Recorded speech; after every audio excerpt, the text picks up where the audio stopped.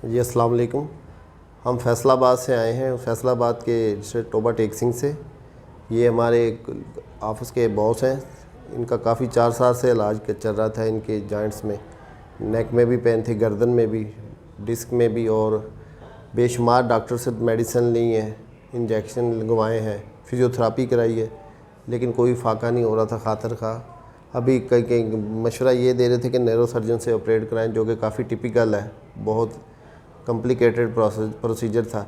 लेकिन अल्हम्दुलिल्लाह फिर हमें किसी दोस्त से ही हमें ऐड देखी है तो सीपीटी आए डॉक्टर साहब के पास, तो अल्लाह 2 दिनों में ही माशाल्लाह बहुत फ़ाका हुआ। और जितनी पेन थी, जो भी थी जॉइंट्स की, जितनी भी नेक में भी, और वो बिल्कुल ठीक हो गई हैं बग़ैर इंजेक्शन के। इस तरह लग रहा है जैसे मायरेकल है, मौज़ा। बहुत ज़बरदस्त है ये तरीक़ाकार टेक्निकली, और इतना एक्सपेंसिव भी नहीं है, और पेन भी नहीं होती इतनी। डॉक्टर साहब बहुत कॉम्पिटेंट और तजर्बाकार है अल्हम्दुलिल्लाह।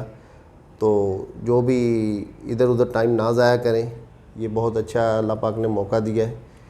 तो ये बेस्ट तरीक़ाकार इलाज है अल्हम्दुलिल्लाह, बहुत अच्छी टीम।